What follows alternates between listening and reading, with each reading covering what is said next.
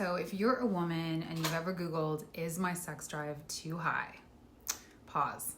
Before you label yourself anything, I want you to hear this. First of all, I've done that.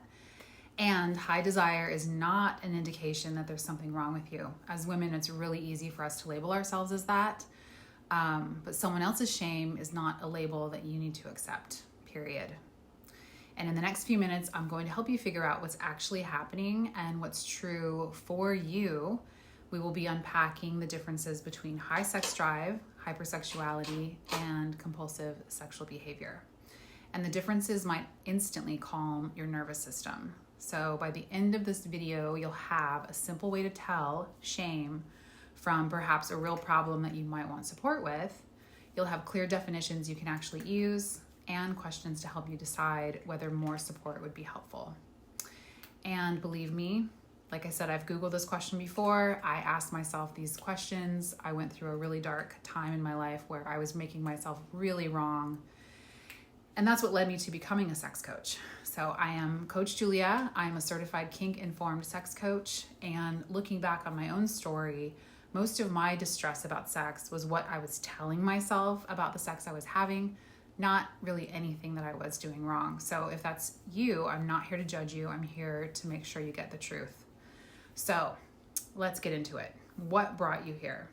What happened that made you search this? Did someone tell you that you're too much? Did someone slut shame you? Did someone kink shame you? Are you comparing yourself to a partner, a friend, what you think is normal, and what that means perhaps through the lens of the religion that you were brought up in, because this really matters. If your distress is mostly coming from comparison and trying to fit into someone else's idea of what moral or normal is, that's not pathology, that's conditioning. And to be clear, everything I'm saying here is assuming that it's being done within the boundaries of consent, that it's legal behavior between adults of sound mind and body who are able to consent. If anything non-consensual is happening, that's a different conversation. It's still not about being bad, but it does need care and accountability. So the first thing that we'll talk about is what the science has to say about desire, because a lot of women panic simply because they're built differently. So there are two common styles of desire or turn on. There's spontaneous desire, which means you're turned on more quickly, visuals, a vibe, a conversation, a smell, boom, you're turned on. The other is responsive.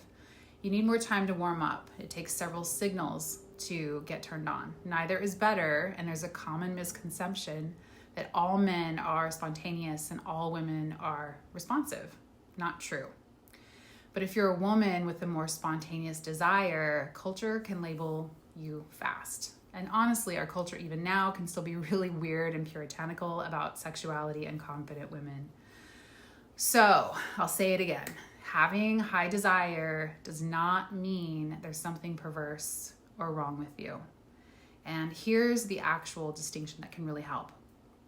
Let's talk about the differences between high sex drive hypersexuality and compulsive sexual behavior. High sex drive means you have frequent, intense desire and your life is functioning, your relationships aren't getting wrecked by it. Sex feels like pleasure. It's fun, it's life-giving, you don't have regrets. If that's you, you're not broken, you're just horny. Congratulations.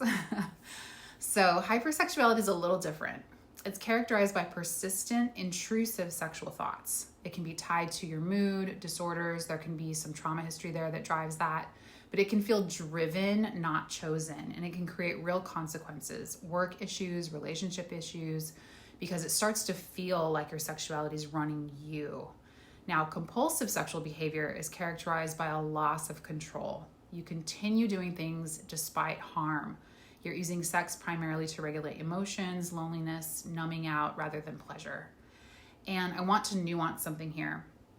If you take an online quiz that asks you, do you use sex to regulate your emotions?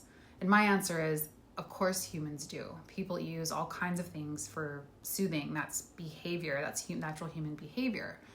The question is not, have you ever coped? The real question is, do you feel like you can't stop? And is it your only coping mechanism? And is it costing you your life?